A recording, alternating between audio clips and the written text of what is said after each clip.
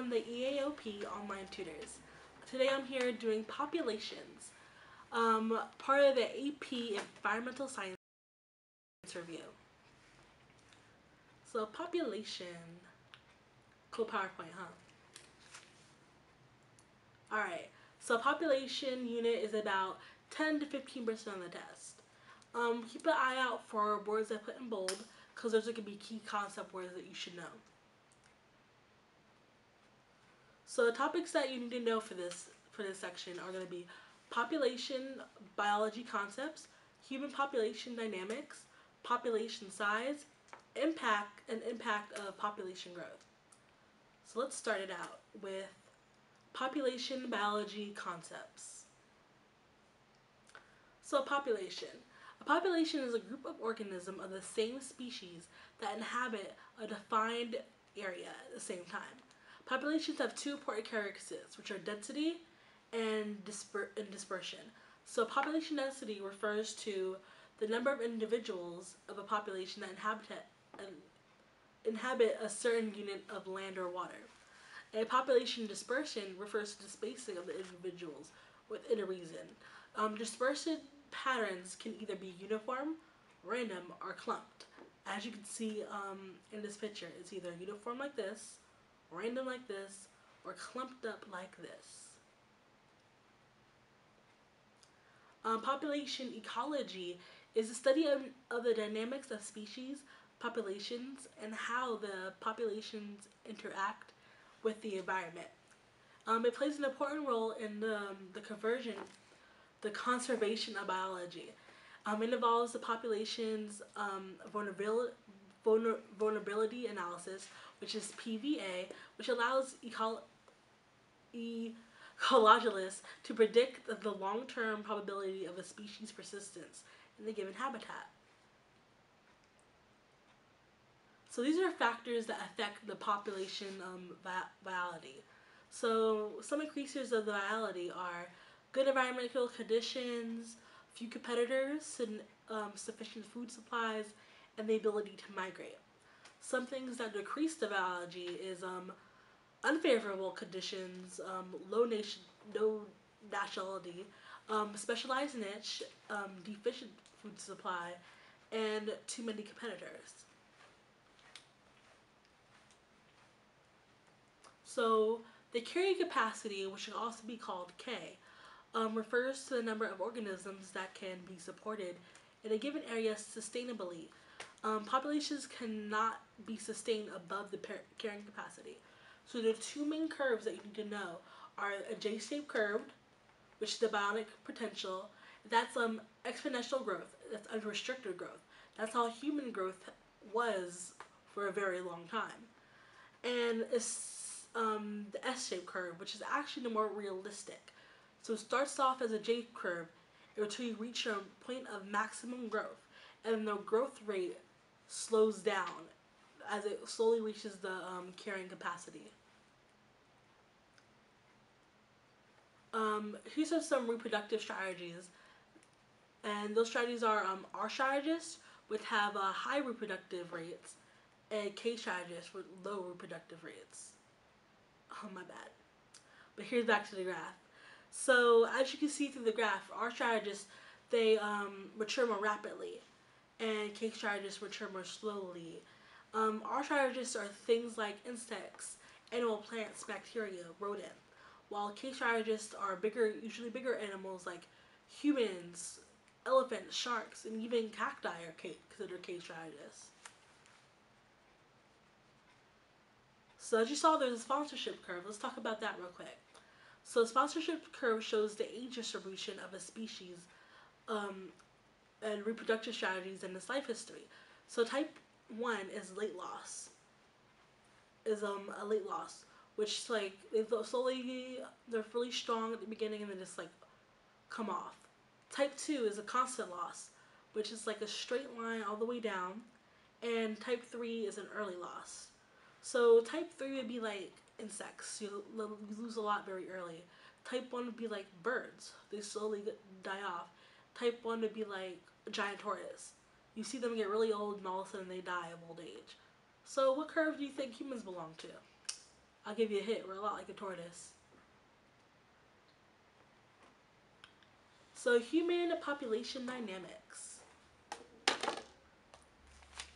is the next one up. So historical population size. Today's the world population is about 7 billion, my bad, 200 million, and is forever growing.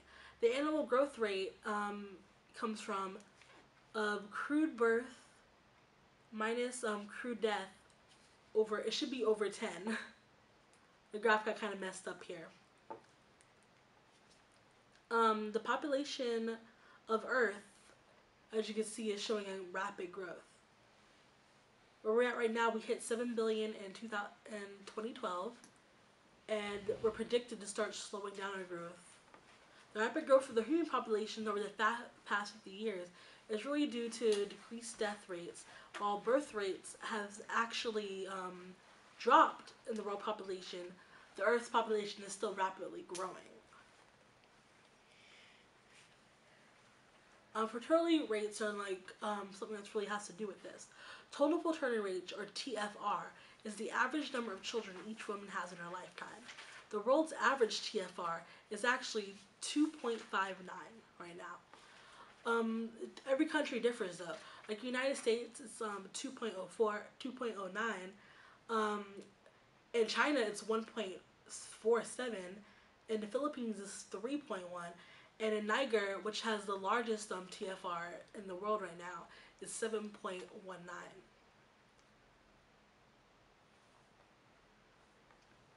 Fertility rates have on average been on the decline because of many factors.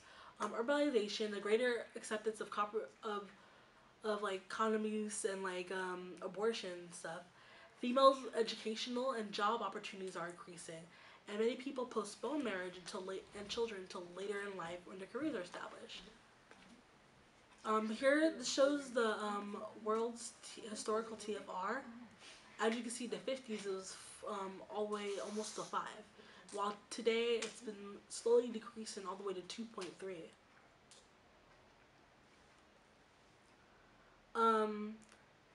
Distribution. In the 1800s, 65% of the population lived in Asia and Europe. By 1900, the growth rates boomed in Europe because of the Industrial Revolutions. Today's growth rates are actually much higher in less developed countries in Asia, Africa, and Latin America, more than more developed countries.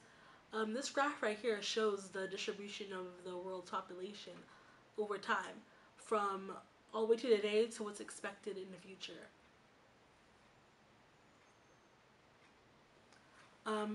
Demographic transition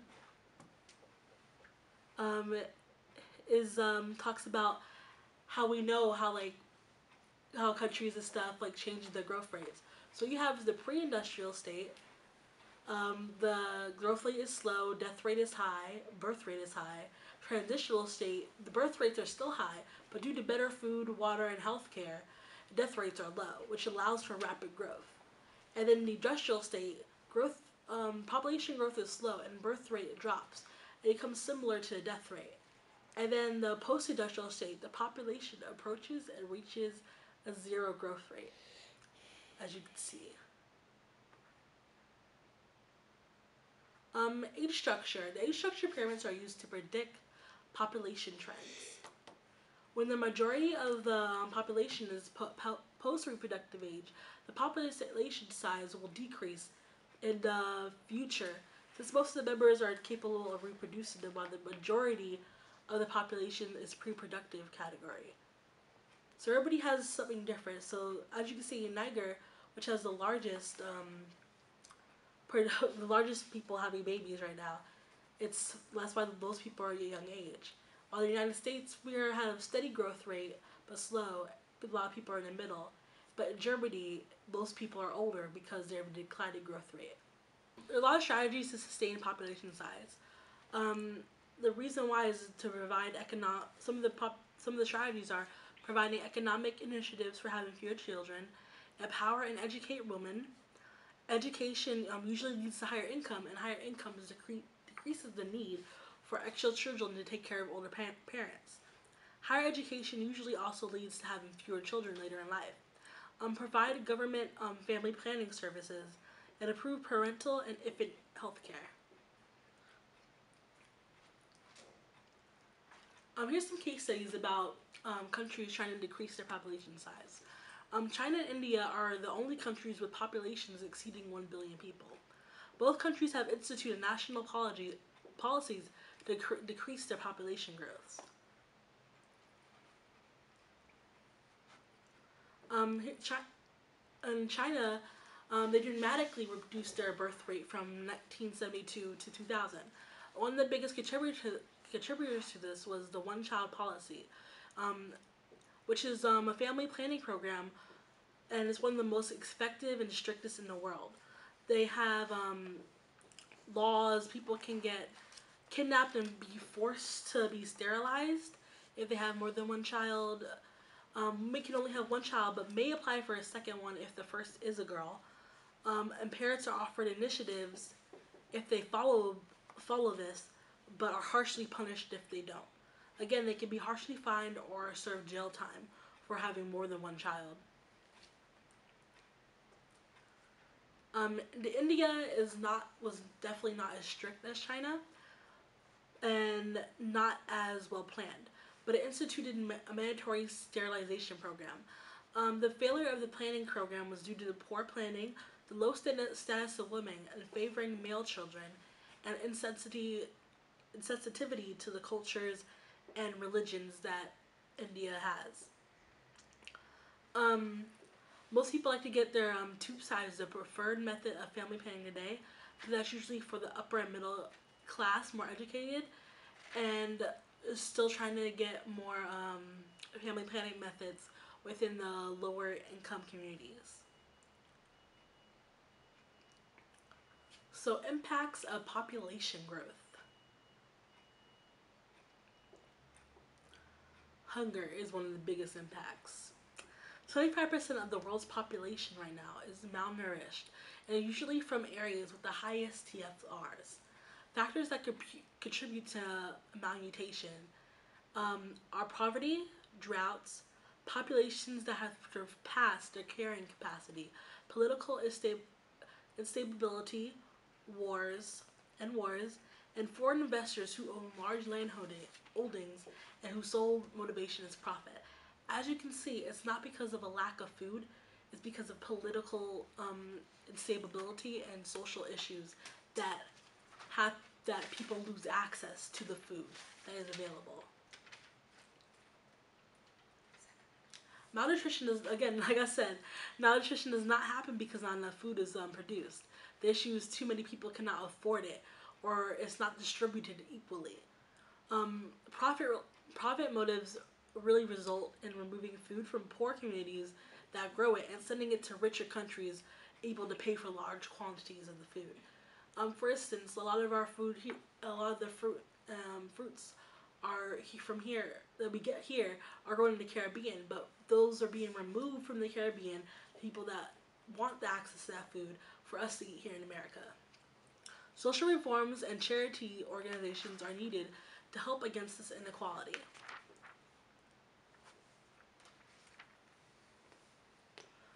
This map shows world hunger around the world. So as you can see, the more red it is, the more people are malnutrition there. And the more green it is where less people are malnutrition. As you can see, it's mostly red in less developed countries and countries that are growing more rapidly than the more developed world. Disease and its economic impact. So, pathogens, for instance. Pathogens are things like the flu and other things, and really it's the fear of resistant viruses. Oh, bad. I mean pandemics. Like for pandemics, think about swine flu, like way back in the day. AIDS, which is a worldwide issue. So far, 25 million people have died from it. reduced the life expectancy to 40 years and left or less in over like 7 countries. The epidemic is still growing throughout communities all over the world. There's other diseases. By 2020, tobacco-related illnesses will be the world's leading killer. Tuberculosis is the leading cause of death in many poorer countries, and its economic impact is $12 billion. Malaria kills about 1 million people every year, and is also another disease that can be fixed by access to clean water. Resource use and habitat destruction. And believe me, habitats are being destructed. So net productivity, NPP, is the quantifiable measurement of resources available on Earth due to solar energy being converted into biochemical energy. What does that mean? That means that what resources that we have available to us and how we use them. So human activities has caused actually a 12-degree decline in NPP due to deforestation and human-driven climate change. Humans actually utilize about 40% of the NPP, leaving only 60% for all other life on Earth. Humans don't make up that much of Earth's population. The fact that we take up the majority of it is a little bit of a problem. This difference continues to grow every day as the human's population increases. Here's factors that affect resource utilization. The carrying capacity, energy, resources, environmental degradation, exploitation of natural resources as a function of gross domestic product, extinction of animals and plant species, famine, political unrest, population density, population size, poverty, and technological development. Feel free to pause this video and read more about this graph. So that's it for population, guys. Thanks for listening. This is the end. Good luck on the AP exam. Study hard, but remember, flashcards help. Remember to look below for the links to this presentation and other helpful links. Any questions? Then email us at ucsd.aop.tutors@gmail.com. And remember, keep calm and study on.